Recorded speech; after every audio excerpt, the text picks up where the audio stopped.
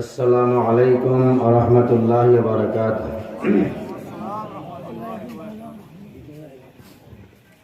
আপনারা ভালো আছেন? আলহামদুলিল্লাহ। আলহামদুলিল্লাহ।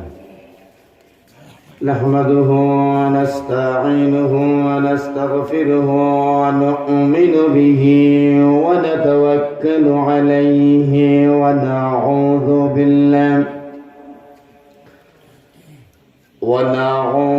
بالله من شرور أنفسنا ومن سيئات أعمالنا من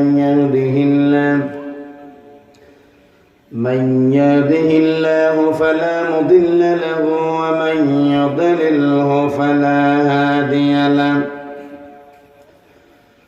ونشهد أن لا إله إلا الله وحده لا شريك له ونشهد أن سيدنا وسندنا وحبيبنا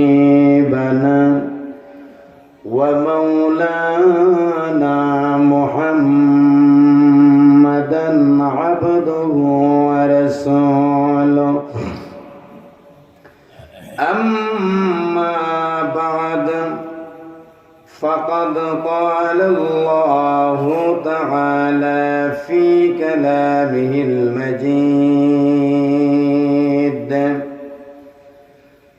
أعوذ بالله من الشيطان الرجيم بسم الله الرحمن الرحيم إنما المؤمنون الذين آمنوا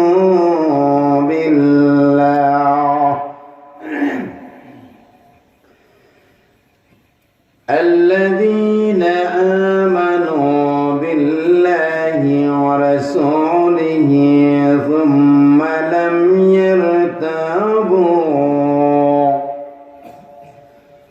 لم يرتابوا وجاهدوا بأموالهم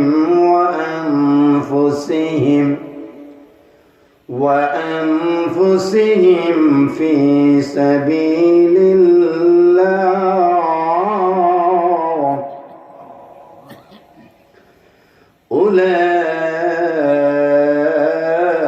أولئك هم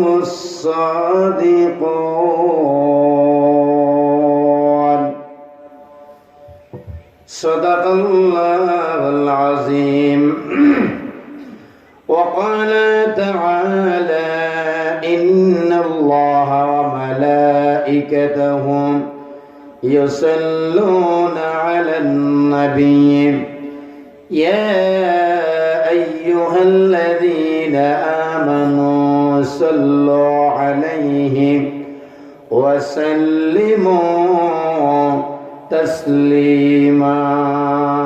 اللهم صل على سيدنا مولانا محمد وعلى آل سيدنا مولانا بلغ العلا بكماله كشف الدجى بجماله حسنت جميع خصاله صلوا عليه وآله اللهم صل وسلم بارك عليه. দিগন্ত ইসলামী সমাজ কল্যাণ পরিষদের উদ্যোগে আয়োজিত আজকের এই নবম তাফসীরুল কোরআন মাহফিল পোস্টারে উল্লেখিত সভাপতি ভবানপুরের বিশিষ্ট মুরব্বী বিশিষ্ট সমাজসেবী জনাব আলহাজ আব্দুল ওয়াহিদ সাহেব, দিগন্ত ইসলামী সমাজ কল্যাণ পরিষদের সম্মানিত সভাপতি মাওলানা ফয়জুর রহমান সাহেব হাফিজাহুল্লাহ তাআলা,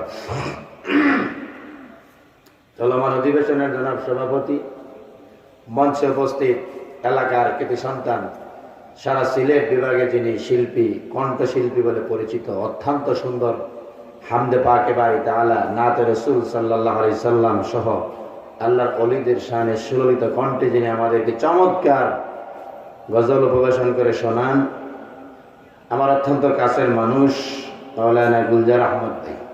চিনেন ওনাকে সবাই? ওনাকে চিনেন? বারাকাল্লাহু ফি হায়াতিক, বলেন আমিন। মুরব্বিয়ানে কেরাম, যুবক ভাইরা, বিশেষ করে দিগন্ত ইসলামী সমাজ কল্যাণ পরিষদের সর্বস্তরের সদস্যবৃন্দ, পর্দার আড়ালে আমার মায়ের সমতুল্য, আমার বোনের সমতুল্য পর্দানিশীন মহিলাবৃন্দ, আল্লাহ সুবহানাহু ওয়া তাআলার দরবারে শুকরিয়া আদায় করি যে আল্লাহ তাআলা আপনাদের এই মাহফিল করার তৌফিক দিলেন। আমার মতো নালায়েক আপনাদের এই বাওয়ানপুর শাহিদগাহ ময়দানে কিছু আলোচনা করার তৌফিক আর সুযোগ আল্লাহ করে দিলেন। এই জন্য আল্লাহর দরবারে শুকরিয়া আদায় করছি, বলি আলহামদুলিল্লাহ। সুপ্রিয় উপস্থিতি, কয়েকদিন ধরে একটু ঠান্ডা, আপনাদের এলাকায় ঠান্ডা নেই, তবে আমার ঠান্ডা লাগছে, গলা একটু বসা। এরপরেও আপনাদের সামনে কিছু সময় কথা বলার নিয়ত করে এসেছি। আলোচনার বিষয়বস্তু হিসেবে দেখতে পাচ্ছি পোস্টারে লেখা আছে আমার নামে, ইমানের তাৎপর্য। ইমানের তাৎপর্য, ইমানের তাৎপর্যের ব্যাপারে আমার মতো জয়নাল আবদিন আলোচনা করা জীবনও সম্ভব না, কারণ বিশাল বড় এক বিষয় ইমানের তাৎপর্য। আল্লাহু আকবার। শাহজালাল ভাই সম্ভবত আলোচনা করেছেন ইত্তেবা রাসূল, সৎপরি হুজুর বয়ান করবেন কিয়ামতের ভয়াবহতা,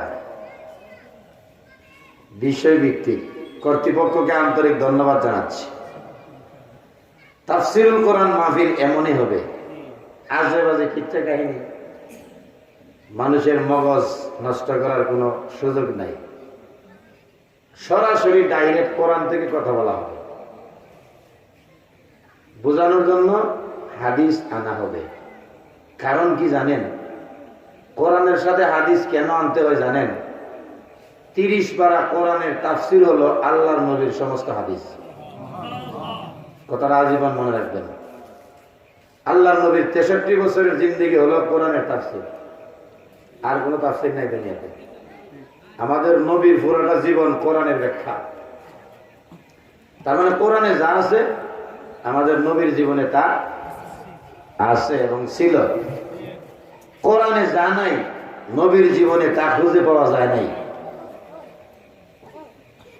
নবুয়তি ঘোষণা হওয়ার আগে যা ঘটছে সব কোরআনের সাথে মিল।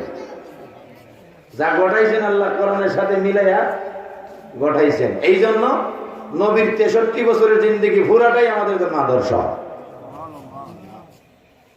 অনেকে মনে করেন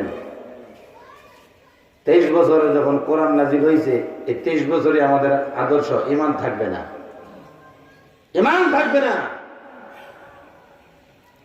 রাসূল আকরাম সাল্লাল্লাহু আলাইহি সাল্লাম 63 বছরের জিন্দেগি, জন্মের পর থেকে রাসূল আমাদের জন্য আদর্শ। সুবহানাল্লাহ বলেন। একটা শিশু আমার আদর্শ কেমনে হইল? আমি তো ওনার চেয়ে অনেক বড়।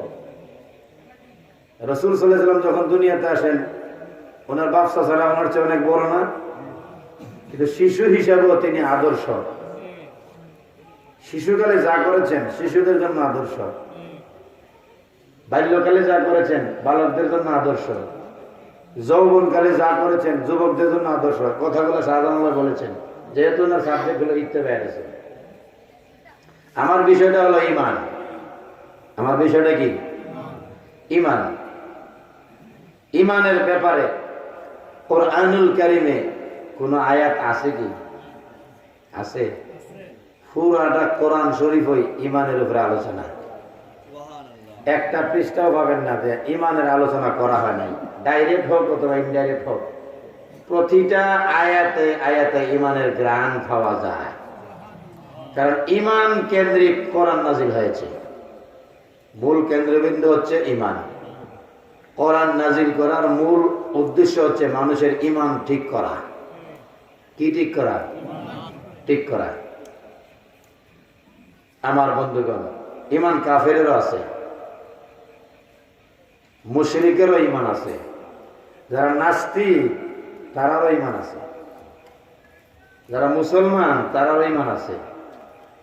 বলবেন হুজুর কি কর, নাস্তিকরা তো আল্লাহ মানে না, আল্লাহ যে মানে না এটাও তার একটা ঈমান, মানে তার একটা বিশ্বাস আল্লাহ নাই, গরুর ভিতরে লোক নাই, এটা আমার একটা ঈমান, মানে বিশ্বাস আর কি। ঈমান শব্দের বাংলা অর্থ হচ্ছে বিশ্বাস। সহজ ভাষা, ঈমান শব্দের বাংলা অর্থ কি? সবাই বলেন বিশ্বাস। আর আমল শব্দের বাংলা অর্থ হইল কাজ। বিশ্বাস হইল মনের ব্যাপার, কাজ হইল করার ব্যাপার, কইরা দেখাই দেওয়া। বুঝতেছেন কথা? তাফসীরের কোন মাহফিল, তাফসীরি হাইসিয়তে কথা বলতে হবে। ঈমান শব্দের বাংলা অর্থ হলো বিশ্বাস, ধারণা, আকীদা।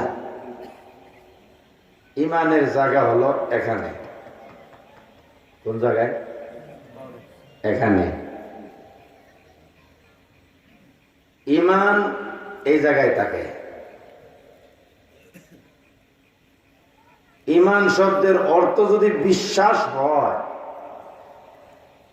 কমপক্ষে 6টা। কমপক্ষে কয়টা? কথাগুলো মনে রাখবেন, কমপক্ষে 6টা বিষয়কে এখানে না দেখে এখানে জায়গা দিতে হবে। আছে মনে কইরা, দেখি নাই, আছে মনে করে কমপক্ষে 6টা জিনিস এখানে জায়গা দিতে হবে। যদিও দেখি নাই, এরপরেও আছে ছিল, এখানে জায়গা দিতে হবে। এই কমপক্ষে 6টা বিষয়ের উপরে যার বিশ্বাস আছে, ওই লোকটাই হলো ঈমানের মালিক, ঈমানওয়ালা, ঈমানদার। আমানতু বিল্লাহি ওয়া মালাইকাতিহি ওয়া কুতুবিহি ওয়া রুসুলিহি ওয়াল ইয়াউমিল আখিরি ওয়াল কদরি খাইরিহি ওয়া শাররিহি মিনাল্লাহি তাআলা। কয়টা হলো? আমি আঙ্গুল খাড়া করছি কয়টা? 1 নম্বরে আল্লাহর উপরে ঈমান, 2 নম্বরে ফেরেশতার উপরে ঈমান, 3 নম্বরে আসমানি কিতাবের উপরে ঈমান, 4 নম্বরে সমস্ত রাসূলগণের উপরে ঈমান, 5 নম্বরে পরকালের উপরে ঈমান, 6 নম্বরে আমার জীবনে ভালো মন্দ যা কিছু হয় তকদীরের উপরে আল্লাহর পক্ষ থেকে হয়, ওই কথাটার উপরে ঈমান। ওই 6টা জিনিস বিশ্বাস যারা করবে, আল্লাহর কোরআন নবীর হাদিসের ভাষায় তাদেরকে ঈমানদার বলা হয়। একটা যদি কম হয়, ঈমানদার তাকে বলা যাবে না। কুরআনুল কারীমের সূরাতুল বাকারার প্রথমে আল্লাহ বলেছেন ইউমিনুনা বিল গায়ব, আল্লাযীনা ইউমিনুনা বিল গায়ব। মুমিনের গুণাবলী, ঈমানদারের গুণাবলী, মুত্তাকিদের গুণাবলী বর্ণনা করতে গিয়া আল্লাহ তাআলা গায়বের প্রতি ঈমান আনো, এই কথা আল্লাহ বলেছেন।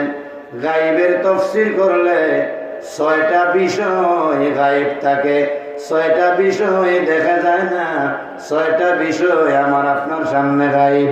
এর মধ্যে একটা ছিল সর্বশেষে, আর একটা সবার আগে। মোট 2টা আগেকার যুগের মানুষ দেখতো, 4টার ব্যাপারে আগেকার যুগের মানুষের দেখা ছিল না। পরে আবার আরেকটা হলো, হয়ে গেল 3টা। তার মানে বুঝাইলাম আজ থেকে 1500 বছর আগে 6টার মধ্যে 3টা ছিল সামনে, 3টা ছিল গোপনে। এখন আমাদের জন্য একটা সামনে আছে, বাকি 5টাই আল্লাহ গোপন করে নিয়েছেন। হিসাবটা বুঝলেন কিনা জানি না। 6টার মধ্যে আজকে থেকে 1500 বছর আগে 3টা জমিনে মানুষের সামনে প্রকাশ্য ছিল, যেমন আসমানি কিতাব রসুলগণ, আসমানি কিতাব রসুলগণ দুইটা, আর আমাদের সামনে একটা আছে আরেকটা নাই, তিনটা নাই, দুইটা ছিল।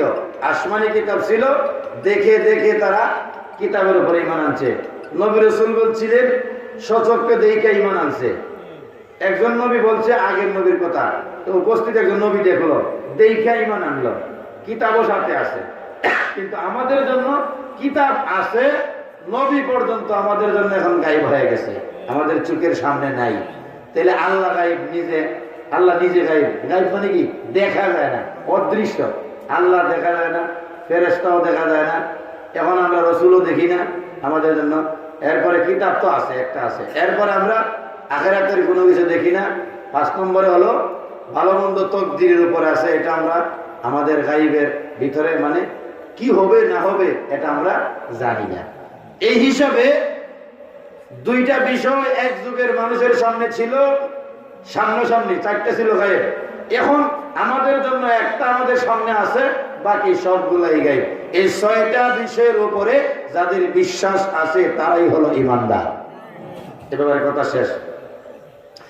আমার বন্ধুগণ, আল্লাহ রাব্বুল আলামিন আছেন, এটা হলো ঈমানের বিষয়, বিশ্বাসের বিষয়। এখানে আমলের কিচ্ছু নাই। ফেরেশতা আছে, এটা হলো বিশ্বাসের বিষয়, আমলের কিছু নাই। নবী রাসূল ছিলেন, বিশ্বাসের বিষয়, আমলের কিছু নাই। পরকাল আছে, বিশ্বাসের বিষয়, আমলের কিছু নাই। ভালো মন্দ যা কিছু হয় তকদিরের উপরে হয়, আল্লাহর পক্ষ থেকে হয়, এটা বিশ্বাসের বিষয়, এখানে আমলের কিছু নাই। এবার বলবেন হুজুর, বিশ্বাসের বিষয়গুলো জানলাম, এবার আমলের বিষয় কি? মনে করেন নামাজ পড়া ফরজ, এটা আমি বিশ্বাস করি, কিন্তু আজান দিলে মসজিদে গিয়া নামাজ পড়ে আমি দেখাইয়া দিলাম, বিশ্বাসের আলোকে আমি কাজ কইরা দেখাইয়া দিলাম, ওই যে নামাজ 5 ওয়াক্ত ফরজ বিশ্বাস করলাম, এটার নাম হলো ঈমান। মসজিদে গিয়া নামাজ পড়লাম, ওই নামাজ পড়াটার নাম হলো ইসলাম। ঈমান আর ইসলাম দুইটা দুই জিনিস। ঈমান হলো বিশ্বাসের নাম, ইসলাম হলো আমলের নাম। এই জন্য যার মধ্যে বিশ্বাস আছে তাকে বলা হয় মুমিন, আর যার মধ্যে ইসলাম আছে তাকে বলা হয় মুসলিম। যার মধ্যে ঈমান আছে তাকে বলা হয় মুমিন, মানে বিশ্বাসী। যার মধ্যে ইসলাম আছে তাকে বলা হয় মুসলিম। তাকে কি বলা হয়? মুসলমান না, মুসলিম। আসলামা ইসলাম, ইসলামান ফাহুয়া মুসলিম, এটা গ্রামারের ভাষা। যার মধ্যে ঈমান আছে তাকে বলা হবে মুমিন, আর যার মধ্যে ইসলাম আছে তাকে বলা হবে মুসলিম। সমস্ত নবী রাসূল ছিলেন মুমিন এবং মুসলিম, দুইটা ছিলেন। সমস্ত নবী রাসূল ছিলেন মুমিন এবং পূর্ণ মুসলিম। তার মানে কি বুঝলেন? সমস্ত নবী রাসূলের মধ্যে ঈমান ছিল, সমস্ত নবী রাসূলের মধ্যে ইসলাম ছিল। ঈমান থাকার কারণে তারা হলো মুমিন, ইসলাম থাকার কারণে তারা হলো মুসলিম। আমার বন্ধুগণ, মুসলিম হওয়ার জন্য প্রথম শর্ত হলো মুমিন। আগে মুমিন পরে মুসলিম, আগে বিশ্বাসী এরপরে কর্মী, আগে জানা তারপরে মানা। আগে জানা তারপরে মানা। আমি জানলাম আল্লাহ আছে, এরপরে মানব। আগে মানা না আগে জানা? আগে জানতে হবে, এরপরে মানবেন। আপনার আব্বা যে আপনার আব্বা লাগে, এটা আপনার মার কাছ থেকে আগে জানতে হবে, এরপরে আব্বা কইয়া মানতে হবে। এই বাড়িটা যে, এই জায়গাটা যে আপনার, দলিল থেকে আগে জানতে হবে, এরপরে বাড়ি বানাইতে হবে, মানে জায়গার উপরে আমল করতে হবে, মানতে হবে। নামাজ পড়তে হবে আমি জানি, কিন্তু নামাজের নিয়ম কানুন জানি না। এই জন্য আল্লাহ বলেন আগে নামাজের নিয়ম কানুন জানো, এরপরে নামাজ পড়ো। আমি বোঝাইতে চাইলাম আগে জানা তারপরে মানা। জানা হলো 6টা জিনিসের ব্যাপারে আপনাকে জানতে হবে। আল্লাহ আছে আমি জানতে হবে, ফেরেশতা ছিল আমাকে জানতে হবে, নবী রাসূল ছিল আমাকে জানতে হবে, পরকাল আছে আমাকে জানতে হবে, আসমান থেকে কিতাব আসছে আমাকে আগে জানতে হবে, ভালো মন্দ যা কিছু হয় তকদিরের রূপে হয় আমাকে আগে জানতে হবে। এটা যে আল্লাহর কিতাব আমি আগে জানবো, এরপরে মানবো। আগে জানা না আগে মানা? আগে জানা। জানার নাম হলো ঈমান, আর মানার নাম হলো ইসলাম। বিষয়টা ক্লিয়ার হয়েছে? উদাহরণস্বরূপ আমার ভাইয়েরা, মসজিদে আযান দিল, আল্লাহু আকবার, আল্লাহু আকবার। আপনি যদি বলেন কার নামে আওয়াজ দেওয়া হচ্ছে, আরেকজনে বলবে আমি জানি এটা আমার আল্লাহর নাম, আমি জানি এটা আমার আল্লাহর নাম। আযান দিলে যদি কেউ জিজ্ঞাসা করে মাইকে কার নাম বলে রে, কার নাম বলে, আপনি বলবেন তুমি কি জানো না মাইকে যার নাম বলতেছে আমি জানি গো, এটা হলো আমার আল্লাহর নাম। সুবহানাল্লাহ, আমি জানি এটা আমার আল্লাহর নাম। আল্লাহ বলেন বান্দা আমার নাম তুমি জানো, তুমি জানলা এটা যে আমার নাম তুমি জানোনি, আল্লাহ এটা যে তোমার নাম আমি জানি। আল্লাহ বলেন এবার যখন জানছো তাইলে আমারে মানো। কেমনে মানবো? বলে যেখানে আমার নাম ধরে ডাক দেওয়া হয় ওই ঘরের ভিতরে যাও, আমি আল্লাহকে আল্লাহ বলে নিয়ত বেঁধে দাঁড়ায় যাও, রুকু দিয়ে সেজদা দিয়ে বোঝায় দাও যারে জানছি রে তারে মানলাম, যারে জানলাম তার নাম ঈমান, যারে মানলাম মানাটার নাম হলো ইসলাম। এই জন্য আমার ভাইরা ঈমানের দাবি হলো, ঈমানের দাবি হলো বিশ্বাসী হয়েছ ইসলাম লয়া কবরে যাও। ইসলাম লয়া কবরে যাওয়া অর্থ হলো মুসলমান হয়ে কবরে যাও, মুসলিম হয়ে কবরে যাবে, এটা হলো মহান আল্লাহর ঘোষণা। আল্লাহ বলেন, আল্লাহ বলেন আমারে চিনছো, জানছো আমার ব্যাপারে? বলে জানছি। বলে কি জানছো? বলে তুমি হইলা আল্লাহ। জানছো নি? বলে জানছি। বলে আমি কজন? বলে তুমি একজন। বলে জানছো? জানছো নি মিয়া আমি যে একজন? বলে জি আল্লাহ জানছি। বলে ইহুদিরা নয় আমার লগে আরেকজন আছে উজাইর, উজাইর ইবনুল্লাহ। উজাইর নবীরে ইহুদিরা কয় আল্লাহর হুয়া, আল্লাহ কয়। খ্রিস্টানেরা কয় ঈসা নবী আল্লাহর ছেলে, মরিয়ম হইল আল্লাহর বউ। আল্লাহ কয় ও বাউনপুরের মুসলমান, হাওটা জানছো নি, হকটা জানছো নি? এহুদি হলো যে আমার ভুয়া বানাইছে জানো নি তুমি? তাই না? বল আল্লাহ আউটাও জানো। খ্রিস্টানরা যে আমার ছেলেও বানাইছে, আমার বউ আছে, খ্রিস্টান হলে দাবি করে এখান জানছো নি? বলে জানছি। বলে তুমিও এখান একমত নেই? বলে দোয়াই আল্লাহ। প্রভু আপনাকে জানলাম, এক বলে জানলাম গো আল্লাহ, আমি জানি তুমি আমার আল্লাহ, আমি আমি এটাও জানি ইহুদিরা তোমার লগে শরীক করে, আমি এটাও জানি মুশরিকেরা তোমার লগে শরীক করে, আমি তাও জানি খ্রিস্টানেরা তোমার সাথে শরীক করে। যদিও জানি, আমি জানি সবাই তোমার লগে শরীক করে গো আল্লাহ, তারার জানার লগে আমার জানার মিল নাই। তারা যদিও জানে আল্লাহ দুইজন, তারা যদিও জানে আল্লাহ তিনজন, হিন্দুরা জানে আল্লাহর লগে আরো 33 কোটি দেবতা শরীক। এইগুলা যেভাবে জানে, আমি পাবনপুরের মুসলমান, আমি এইভাবে তোমারে জানি না, আমি এইভাবে তোমারে চিনি না। আমি জানি গো, আমি জানি আমার আল্লাহ এক, আমার আল্লাহ না শরীক। আমি তাও জানি আমার আল্লাহর সাথে কোনো কিছু শরীক নাই, ওইটা জানি।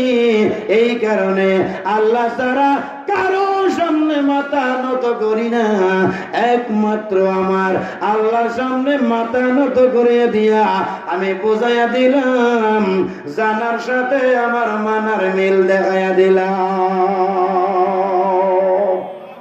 আমি যা জানি বাস্তবে তা মান্না দেখাইয়া দিলাম। আল্লাহ কয় জানছত ওইসব ইমানদার, মানছত ওইসব মুসলিম। মুসলিম যদি হতে চাও, ইমান আগে গ্রহণ করো। মুসলিম হওয়ার প্রথম শর্ত হইল ইমানদার হওয়া। তাহলে ইমানদার হওয়া হইল প্রথম কাজ, আর মুসলিম হওয়া হইল দ্বিতীয় কাজ।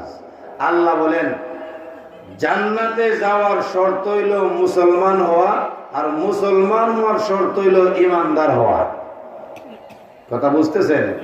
ইমানের শুধুমাত্র ইমানের তাৎপর্যটা কি, এটা যদি বলতে চাই, আমি যে কিছু চিনি না, সাধারণ আমি জানালাম দিন 10 ঘন্টা সময় লাগবে।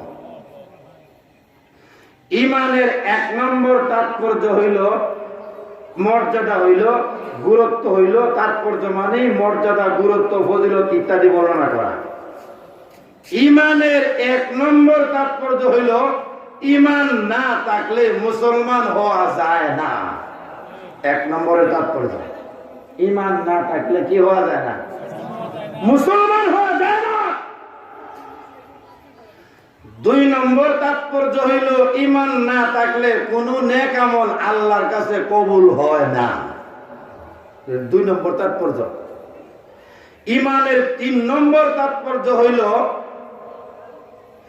ইমানের 3 নম্বর তাৎপর্য হইল ইমান থাকার পরেও যদি কেউ নেক আমল না করে, তাহলে ইমানে আপনাকে জেল থেকে যদিও না বাঁচাইতে পারে, ইমান থাকার কারণে জেল খাটার পরে জাহান্নাম থেকে ইমানে আপনারে বাঁচায়া উদ্ধার কইরা বেহেশতে পৌঁছায় দিবে। এটা হইল ইমানের 3 নম্বর মর্যাদা, তাৎপর্য, বরকত। এটা হলো প্রাথমিক ইমানের প্রাথমিক 3টা মর্যাদা, তাৎপর্য। এক একটারে ব্যাখ্যা করতে গেলে ডাল ফালা মেলবে, এগুলার সময় নাই, এগুলা লম্বা আলোচনা।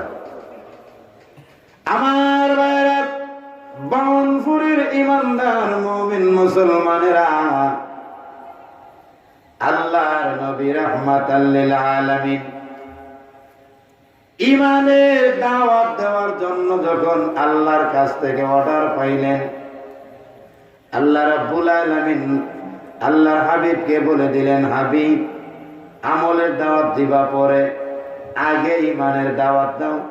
গারে হেরার মধ্যে আল্লাহ তাআলা আল্লাহর নবীকে ইমানের তাৎপর্য বোঝার জন্য যে ইলম লাগে, ইমান কারে কয় এটা বোঝানোর জন্য, ইমানের ব্যাখ্যা বোঝানোর জন্য, ইমানের বিষয়গুলো বোঝানোর জন্য, ইমানের তাফসীর বোঝার জন্য, ইমানের তাৎপর্য বোঝার জন্য আল্লাহ তাআলা কোরআনুল কারীম নাজিল করে। আল্লাহ ইমানের তাৎপর্য নবীরে বোঝানি আরম্ভ করে দিলেন। কোরআন নাজিলের মাধ্যমে আল্লাহ তাআলা আল্লাহর নবীরে ইমান বোঝানি শুরু করলেন। এই জন্য আমার ভাইরা, কোরআন ছাড়া ঈমান বোঝানো সম্ভব না। যেহেতু আল্লাহ তাআলা নবীরে কোরআনের মাধ্যমে ঈমান বোঝানো শুরু করলেন। ঈমান বুঝতে হলে লাগবে সাথে কোরআন। ঈমানের সাথে কি? কোরআন। কোরআন ছাড়া ঈমানের ব্যাখ্যা, ঈমানের তাৎপর্য, ঈমানের মর্যাদা কিছুই বোঝা যাবে না। আমার বন্ধুগণ, আমি একটা আয়াত আপনাদের সামনে তেলাওয়াত করছিলাম। কুরআনুল কারীমের 49 নম্বর সূরা, সূরা হুজরাত, হুজরাতের 15 নম্বর আয়াত।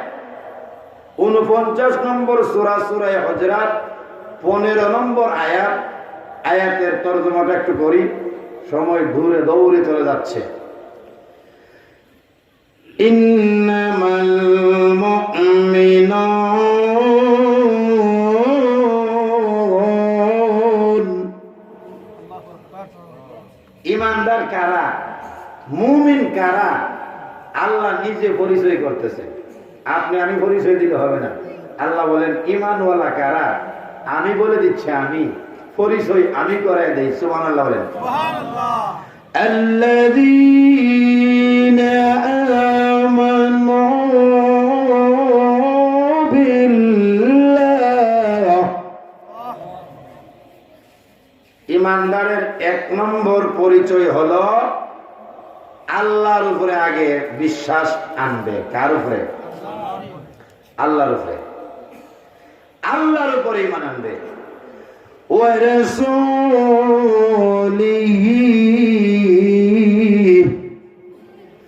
2 নম্বরে আল্লাহর রাসূলের উপরে বিশ্বাস আনবে। বিশ্বাস আনবে প্রথমে কার উপরে? আল্লাহর উপরে। এরপরে আনবে কার উপরে?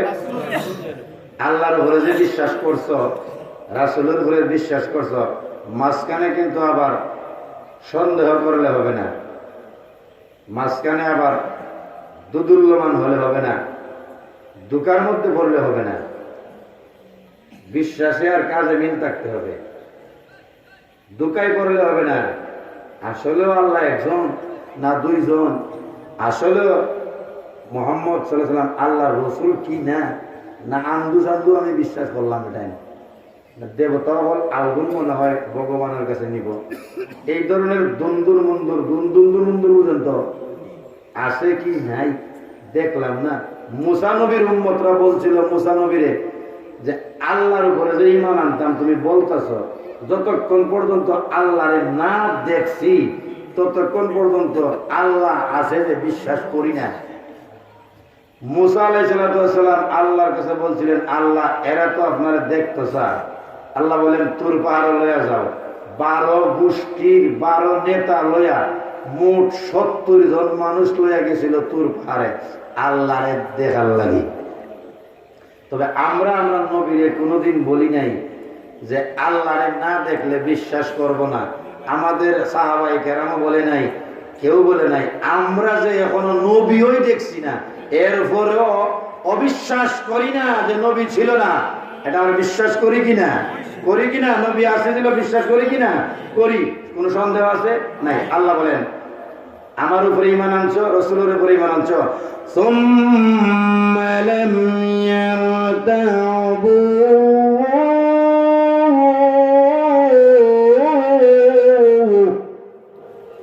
আমারে লইয়া, আমার নবীরে লইয়া কোন ধরনের সন্দেহের মধ্যে পড়ো না। ইয়া পাওনপুরের ঈমানদাররা, আমি আল্লাহ রাব্বুল আলামিন আল্লাহ হিসাবে আছি, আমার ক্ষমতা আছে। আমি আল্লাহ রাব্বুল আলামিন কোনো কিছু করতে হলে কারো সাহায্যের প্রয়োজন হয় না। আমার ছেলে নাই, মেয়ে নাই, আমার কোনো পরিবার নাই, আমি একক হিসাবে শুধু আল্লাহ হিসাবে আমি আছি। এই কথার উপরে তোমরা মজবুত থাকবা। ঈসা নবী আমার সন্তান, মারিয়াম আমার বিবি, উযাইর আমার ছেলে, এই কথা তোমরা তোমাদের দিলে জায়গা দিও না। শুধুমাত্র আমি আল্লাহ একক, ওই কথাটা তোমাদের দিলের মধ্যে জায়গা দিবা। আর কিছু যেন তোমাদের দিলে জায়গা না পায়, এইভাবে মজবুত হিসাবে আমার উপরে বিশ্বাস করবা, পাশাপাশি আমার রসুলের উপরে বিশ্বাস করবা। আমরা দুইজন লয়া কোন ধরনের কোন সন্দেহের মধ্যে যদি না পড়ে, তাইলে তোমরা হলা প্রকৃত ঈমানওয়ালা। এখন আল্লাহর উপরে ঈমান আনছনি? বলে আনছি। রসুলের উপরে ঈমান আনছনি? বলে আনছি। বলে এখন কি করবা? যে আমি আল্লাহরে মানতে গেলে, আমার রসুলের মানতে গেলে তোমাদের উপরে মুসিবত আসবে। কথা লম্বা হয়ে যাচ্ছে। আমি আল্লাহর উপরে ঈমান আনলাম, আমার পয়গম্বর আমার রসুলের উপরে ঈমান আনলাম। বান্দারা, আমি আল্লাহরে আল্লাহ বলে ডাক দিলে, আমার রসুলকে রসুল মানলে, দুনিয়ার সব কাফের বেঈমানরা তোমাদের শত্রু হয়ে যাবে। তোমাদেরকে মারার জন্য, দুনিয়া থেকে বিদায় করে দেওয়ার জন্য মূর্তি পূজারীরা, আগুন পূজারীরা, নাস্তিকেরা, কবর পূজারীরা পাগল হয়ে যাবে তোমাদেরকে মেরে ফেলার জন্য। আল্লাহ এক, এই কথাটা তারা মেনে নিতে পারবে না। মুহাম্মদ আল্লাহর রসুল, এই কথা তারা মেনে নিতে পারবে না। যারা মানবে না তারা কিন্তু চতুর্দিক থেকে তোমাদেরকে হামলা করবে। হামলা যখন করবে তখন তোমরা কি করবা? প্রশ্ন আসে না? কাফের বেঈমান নাস্তিকেরা যখন এক আল্লাহ ওয়ালাদের উপরে হামলা করব, রসুল ওয়ালাদের উপরে হামলা করব, পরকাল ওয়ালাদের উপরে হামলা করবে, এখন তোমরা বাঁচতে হবে তো কি করবা? করণীয় কি? হামলা করলে খালি মায়ের খাইবা, না ফিটাতে খালি বাড়ির যাইবা, না মায়ের খাইয়া খাইয়া খালি মরবা, নাকি গরব হয়ে থাকবা? একটা কিছু তো করতে হবে। আল্লাহরে এক বলার অপরাধে, নবীরে নবী বলার অপরাধে, আখিরাত মানার অপরাধে যদি কাফের বেঈমান নাস্তিকেরা চতুর্দিক থেকে হামলা করে, বাড়িঘর আগুন দিয়ে জ্বালায় দেয়, গরু বছর লুটতরাজ করে নিয়ে যায়, আমাদেরকে রাস্তায় ফেলায় জব করে, আমাদেরকে হাত ভাঙ্গে পা ভাঙ্গে, আমাদেরকে মারে, তখন কি আমরা চুপ করে বসে থাকবো নাকি কি করব? এই সিদ্ধান্তটা কে দিবে? কে দিবে? বলে আল্লাহ দিবে। কেন? বলে আমরা যখন বলছি লা ইলাহা ইল্লাল্লাহ, তখন থেকে সিদ্ধান্ত নিছি আল্লাহর অনুমতি ছাড়া, আল্লাহর সিদ্ধান্ত ছাড়া জীবনে কিছু করব না। আল্লাহ যদি বলে লড়ো, আমরা লড়বো। আল্লাহ যদি বলে মরো, আমরা মরবো। লা ইলাহা ইল্লাল্লাহ বলার অর্থ হলো হায়াত, মওত, রিজিক, ধন দৌলত যা কিছু আছে সব কিছুর মালিক আল্লাহ। আল্লাহর বিধান ছাড়া কিচ্ছু করব না। আল্লাহ যা বলে তাই করব। এই কথার অর্থ হলো লা ইলাহা ইল্লাল্লাহ। যেহেতু আমরা আল্লাহরে আমাদের অভিভাবক মানছি, এখন আমরা ঈমানওয়ালারা মার খাইলে আমরা কি করব না করব দুনিয়ার মানুষে বললে হবে না, আল্লাহ বলতে হবে আমরা কি করব। ঘরে বসে থাকবো নাকি লাঠি লয়ে তার দৌড়ানি দিব, নাকি মায়ের বদলা মার দিব, এটা বলে দিবে কে? আমার কথা বুঝতেছেন? কে বলে দিবে? এখন আল্লাহ বলতেছে কি করবা তোমরা জানো?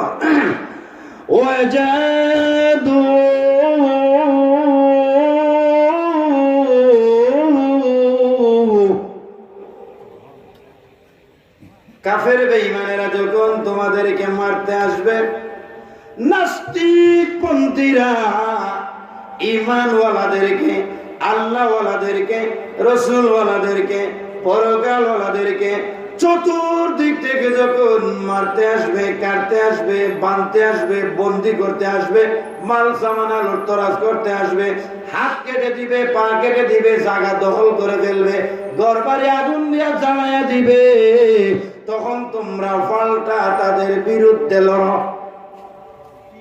বেঁচে থাকার জন্য, ঈমান বাঁচানোর জন্য, আল্লাহর পক্ষে, রসুলের পক্ষে, ঈমান বাঁচানোর জন্য, ঘর বাড়ি বাঁচানোর জন্য, জায়গা সম্পত্তি বাঁচানোর জন্য, সন্তান সন্ততিকে বাঁচানোর জন্য, তোমাদের দেশ বাঁচানোর জন্য ওয়াজাহাদু, জিহাদ করো, সংগ্রাম করো, পাল্টা লাগাও, পাল্টা তাদের বিরুদ্ধে প্রতিরোধ করে তুলো।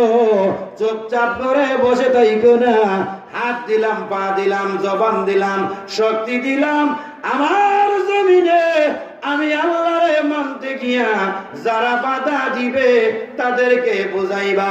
বুঝানিটা হলো এক রকমের জিহাদ।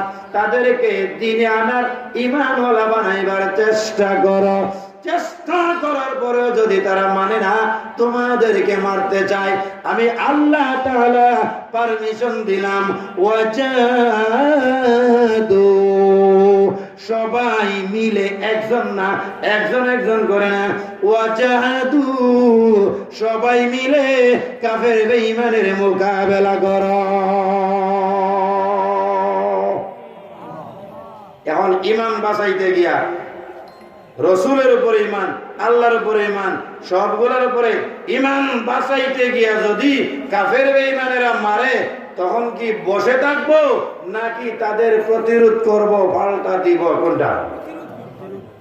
প্রতিরোধ করব। কে বলেছেন? আল্লাহ। কখন যে ঈমান বাঁচাইতে গিয়া, আমাদের আমল বাঁচাইতে গিয়া কাফেররার লোকে যে আমরা প্রতিরোধ করব, মারামারি করব, যদি মরি, যদি মরি এখন কি করব? বাচ্চা কাচ্চা আছে, বউ বাচ্চা আছে, জায়গা জমিন আছে, এখন যদি মারা যায় অবস্থাটা কি হবে? আল্লাহু আকবার। আল্লাহ কয় এটা তার কথা, যুক্তিসঙ্গত না। ঈমান রক্ষা করার জন্য, ইসলাম রক্ষা করার জন্য তুমি বলেছো কাফেরদের সাথে লড়তাম, মুনাফিকের সাথে লড়তাম, যদি মারা যাই তখন আমাদের অবস্থা কি হবে? আল্লাহ বলেন যদি মারা যাও তাহলে যে কাজের জন্য ঈমান আনছিলা, যে উদ্দেশ্যে ঈমান আনছিলা, উদ্দেশ্যটা ছিল ঈমান আনার পরে মইরা বেহেশত যাইতা।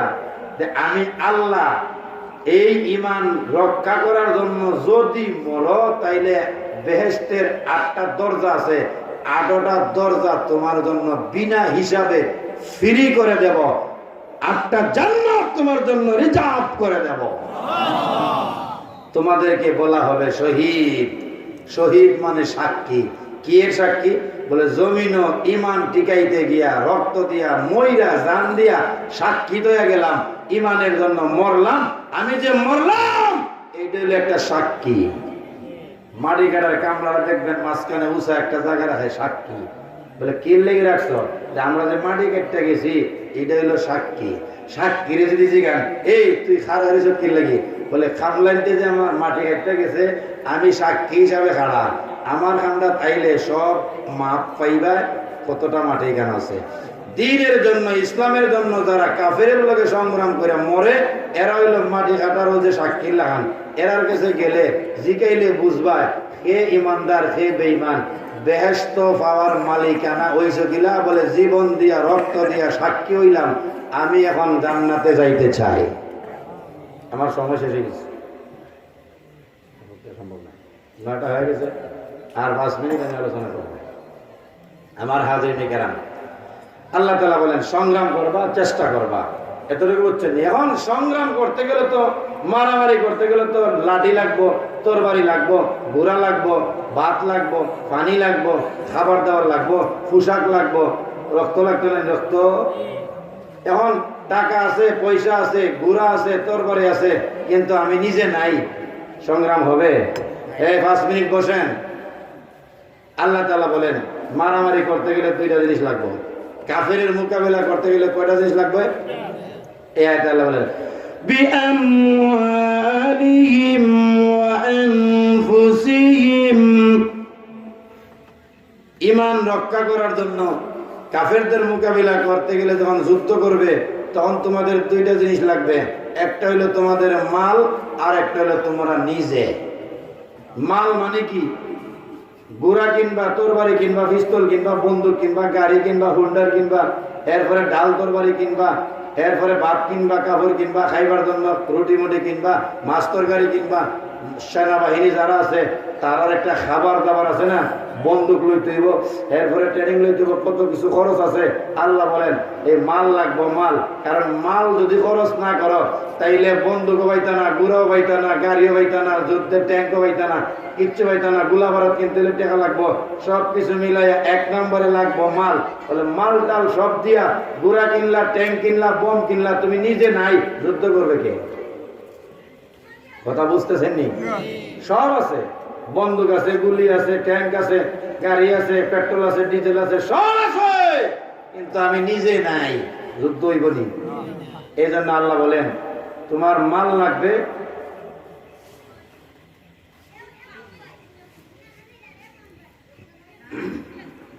কোন সময় 5 মিনিটের জন্য বেজ্জত হওয়া লাগে, এটা হবে না রেখে আপনারা শুধু টাকা দিয়ে বুঝেন না। আমার বন্ধুগণ, আল্লাহ রাব্বুল আলামিন বলে কি লাগবো? কাফেরদের সাথে লড়তে হলে কি লাগবো? আচ্ছা, এখন মাল নাই, বন্দুকও নাই, ট্যাঙ্কের গাড়িও নাই, গোলা বারুদও নাই, পানি খাবারও কিচ্ছু নাই, ভাতও নাই, কাপড় টাপড় কিচ্ছু নাই, একেবারে কিচ্ছু নাই, তসবিহ লইয়া গিয়ে নেমে গেছে যুদ্ধ। যুদ্ধ হইব নি? তাহলে বোঝা গেল যুদ্ধ করতে গেলে মাল লাগে, মাল দিয়া যা কিছু কিনলাম এগুলা ব্যবহার করার জন্য আমার নিজের দরকার।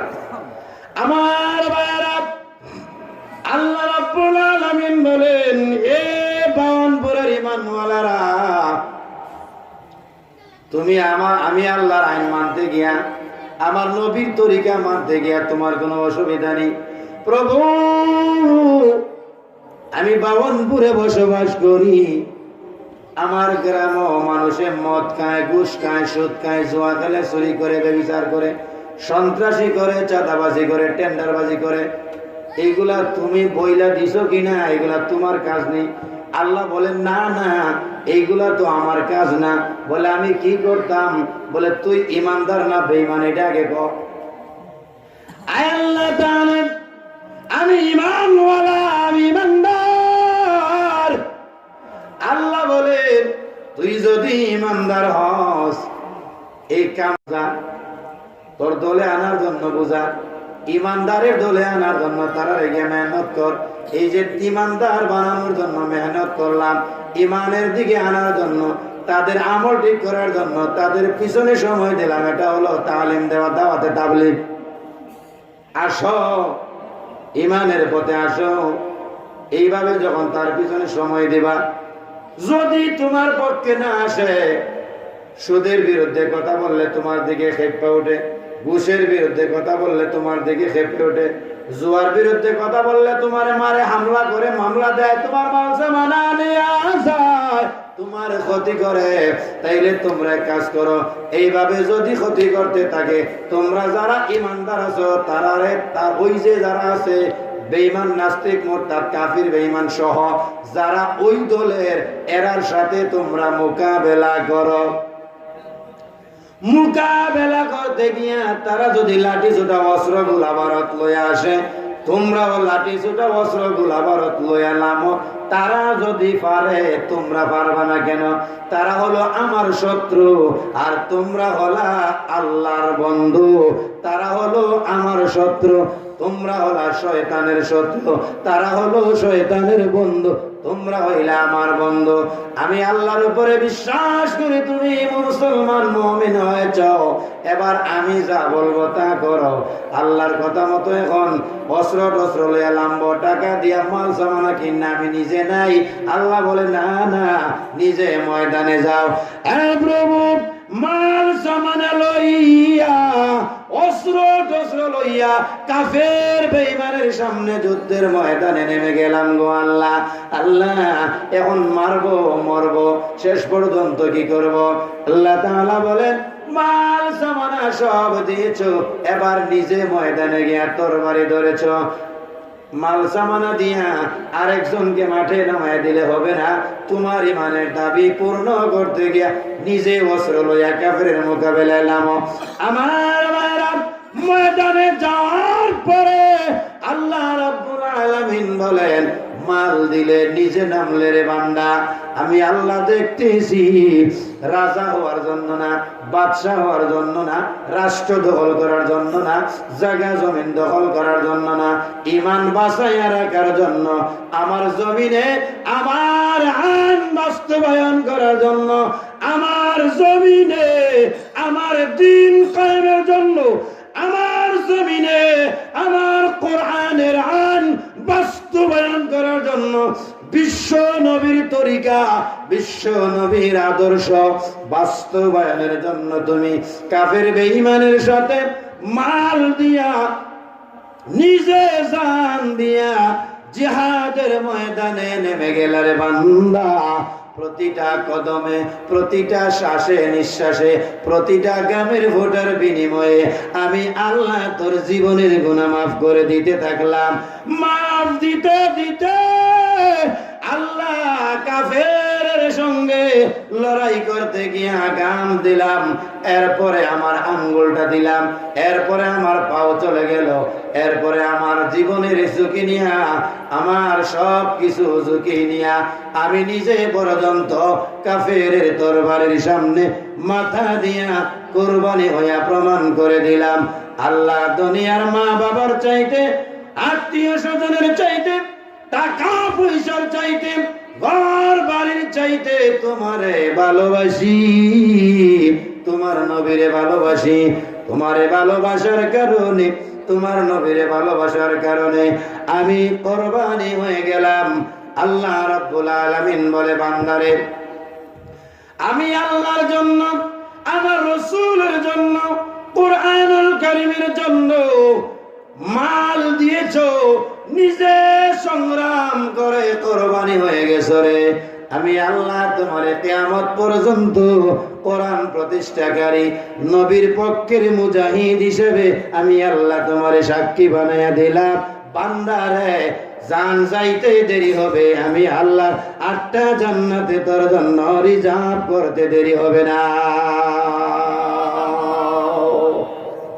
আমার বাবা, এইভাবে মাল দিয়া, জান দিয়া সাহাবায়ে কেরাম যুদ্ধের ময়দানে নেমে প্রমাণ করে দিলেন। আল্লাহ বলেছে মাল দিতাম, মাল দিলাম। আল্লাহ কয় মাল দিয়া ঘরে বসে থাকলে হবে না, তুই নিজে আয়ালাম, আমি যুদ্ধের মাঠে গেলাম, টাকাও গেল, শেষ পর্যন্ত নিজের জানটা গেল। আল্লাহ বলেন এরাই হলো সত্যিকারের সত্যিবাদী, এরাই হলো সত্যিকারের মুমিন, এদের জন্যই আমি আল্লাহ পরকালে জান্নাতের ব্যবস্থা করে রাখলাম। সুবহানাল্লাহ। আমার ভাইরা, ইচ্ছা থাকলেও অনেক সময় আলোচনা করার সুযোগ পাওয়া যায় না, সময় কম। বন্ধুরা আমার, বলছিলাম আরো 5 মিনিট, বাড়ছে আরো 5 মিনিট, আর 5 মিনিট আলোচনা করব। 20 মিনিট বলা হয়েছিল, আমি 10 মিনিট সময় দিলাম, আর 5 মিনিট আছে। আমার বন্ধুগণ, এখন ঈমানের তাৎপর্য, আল্লাহর নবী রাহমাতুল লিল আলামিন মসজিদে নববীর মধ্যে বসা, একজন সাহাবী গিয়া বলেন, ইয়া রাসূলুল্লাহ, আমার ভিতরে ঈমান আসেনি, আমি কেমনে বুঝবো?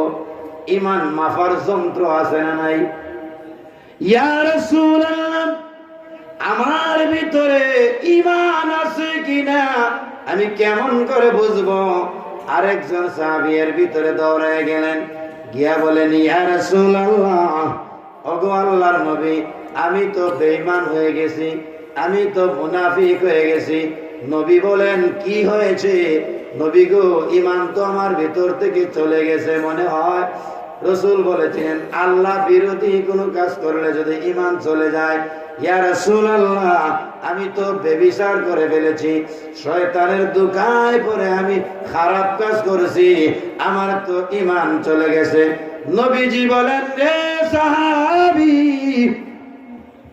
খারাপ কাজ করার পরে মনটা কেমন লাগে? কথাটা ভালো করে বুঝবেন। নবী বলেন, রে সাহাবী, তুমি যে খারাপ কাজটা করেছো, এখন তোমার কাছে কেমন লাগতেছে? ফুর্তি লাগে না কষ্ট লাগে? সাহাবী বলেন, ইয়া রাসূলুল্লাহ, এমন কষ্ট লাগতেছে, মন চাইতেছে নিজের জীবনটা নিজে দিয়ে দেই। কেন আমি ওই কাজটা করলাম? শয়তানের ধোঁকায় পড়ে করে ফেললাম। এখন কেন করলাম, আমার অশান্তি ভালো লাগে না। আল্লাহর হাবিব বলেন, রে সাহাবী, আল্লাহর নাফরমানি করার পরে, শয়তানের ধোঁকায় পড়িয়া খারাপ কাজ করার পরে মনে যদি অশান্তি লাগে, হায়রে করলাম কি, কেন করলাম রে, না বুঝা করলাম রে, শয়তানের ধোঁকার মধ্যে পড়ে করলাম রে, মনে মনে বান্দা লজ্জিত হয়, আর কোনদিন করব না। এমন যদি মনের মাঝে অনতৃপ্তি আসে, নবী বলেন তোর ঈমান এখনো গেছে না রে, এখনো তোর ভিতরে ঈমান আছে। আল্লাহু আকবার। নবী বলেন, সাহাবীরে, ঈমান যদি না থাকতো তাইলে গুনাহ করার পরে তোর মধ্যে একটা অশান্তি আইতো না। নবী বলেন, খারাপ কাজ করার পরে যদি অনুতপ্তি না আসে, খারাপ কাজ করার পরে যদি চিন্তা না আসে, হ্যাঁ করছি তো করছি, হ্যাঁ আরো সুযোগ পেলে করবো, মানে এ যে খারাপ কাজ করছে এটা বুঝতেই দেয় না, মানে হে বুঝাতা ফিসাব কিছু করছে না, তার কোনো অনুভূতি নাই, মনে কষ্ট নাই, অনুশোচনা নাই, শর্মিন্দা নাই, লজ্জিত নাই, হে করছে চান্স হলে আরো করবে। নবী বলেন এর ভিতরে ঈমান নাই। একটা খারাপ কাজ করে যদি আর একটা করার লাগে রেডি হয়, আর ভিতরে যদি কোনো অনুভূতি না আসে, করলাম কিতা আই হাই হাই রে, কিতা লাগে করলাম রে, আমার পক্ষে এটা সাজিছে না রে, ইস কেন করলাম রে, মাহবুব শরম পাই দিছে, আর করতাম না। রাসূল বলেন এর ভিতরে ঈমান আছে। আর করছি তো করছি, একটা করছি আর একটা করবো, মনের মাঝে কোনো অনুভূতি নাই, রাইতে দিনে সমানে করে, রাসূল বলেন এর ভিতরে ঈমান নাই। থাকতো যদি তাহলে কষ্ট পাইতো, এটা হলো ঈমানের মাপকাঠি। রাসূল বলেন অন্যায় করার পরে, অন্যায় স্বীকার কইরা আল্লাহর কাছে যে শর্মিন্দা হয়, বুঝা গেল তার ভিতরে ঈমান আছে। আর অন্যায় কইরা আল্লাহর কাছে শর্মিন্দা হয় না, অনুভূতি নাই, অনুশোচনা করে না, রাসূল বলেন এর ভিতরে ঈমান নাই, এ হইল টাটকা বেঈমান। তাহলে আপনার ভিতরে ঈমান আছে কি না আছে কোন হুজুরে বলে দিতে হবে না। চুরি করার পরে, ডাকাতি করার পরে, টেন্ডারবাজি করার পরে, জাল ভোট দেওয়ার পরে, এরপরে হক নষ্ট করার পরে, আরেকজনের দলিল জাল দলিল করার পরে, ওজনে কম দেওয়ার পরে, গোস্তের মধ্যে ওজনে কম দেওয়ার পরে, চাউল ডাউলে কম দেওয়ার পরে মনে মনে যদি চিন্তা করেন করলাম কি তারে, এটা আর জীবনে করতাম না, তাহলে বোঝা গেল ঈমান আছে। আর রাইতেও করে, দিনেও করে, সারা সপ্তাহ করে, বছর করে, আল্লাহর নবী বলেন এটা হলো টাটকা ঈমান, এটা মরলে মুনাফিকে মরবে, এর ভিতরে ঈমান নাই। এখন চিন্তা করেন, আপনি ব্যবসা করেন, আপনার ভিতরে ঈমান আসেনি, আমি বলে দিতে হবে না। আপনি গরু পাইকারি করেন, আপনার ভিতরে ঈমান আসেনি, আমি বলে দিতে হবে না। আপনি নদীতে মাছ মারেন, সবজি বেচেন, নৌকা চালান, গাড়ি চালান, ব্যবসা করেন, আপনার ভিতরে ঈমান আসেনি, আমি বলে দিতে হবে না। আপনি নিজে নিজে চিন্তা করেন, ঘুমাইবার আগে ঈমান লয়া ঘুমাইতেছেন না বেঈমান হইয়া ঘুমাইতেছেন। যদি মনে করেন ঈমান লয়া ঘুমাইতেছেন, মরলে জান্নাত, আর যদি মনে করেন ঈমান সারা ঘুমাইতেছেন, মরলে জাহান্নাম। আল্লাহ তাআলা আমাদেরকে বোঝার তৌফিক দান করুন। সকলে বলে আমিন। ওয়া আখিরু দাওয়ানা আলহামদুলিল্লাহি রাব্বিল আলামিন। আসসালামু আলাইকুম। সাল্লাল্লাহু আলা সাইয়্যিদিনা মাওলানা মুহাম্মদ ওয়া আলা আলিহি ওয়া সাহবিহি ওয়া বারিক ওয়া সাল্লাম। আজকে মাহফিলের প্রধান অতিথি আল্লামা সৎকরি হুজুর রাস্তায় আসতেছেন, ইনশাআল্লাহ সময় মতো এসে পৌঁছে যাবেন। আমার বয়ানের পরে দুই একটা সঙ্গীত দিবেন, ওই আগের সুর আল্লাহ ভাই কই। আল্লাহ তাআলা তাফসীরুল কোরআন মাহফিলকে কবুল করেন। যা কিছু আলোচনা করলাম বলবে বেয়াদবি মাফ করে দেন। যারা দোয়া চাইলেন মেহেরবানি করে দোয়ারে কবুল আর মঞ্জুর করেন। এই মহল্লার যত কবরবাসী আছে কবর গুলারে জান্নাতের টুকরা বানায় দাও। কোরআনের নূর দিয়া কবরগুলো ভরপুর করে দাও আল্লাহ। আল্লাহ তাআলা মুরব্বিদের হায়াত বানায় দাও। যুবক ভাইদেরকে আল্লাহ তুমি সুযোগ করে দাও, কোরআনের আরো খেদমত করবে। দিগন্ত ইসলামী সমাজ কল্যাণ পরিষদরে কবুল করো। আজকের মেহমান বৃন্দরে কবুল আর মঞ্জুর করো ইয়া আল্লাহ। ওয়া সালামুন আলাল মুরসালিন ওয়ালহামদুলিল্লাহি রাব্বিল আলামিন। আসসালামু আলাইকুম।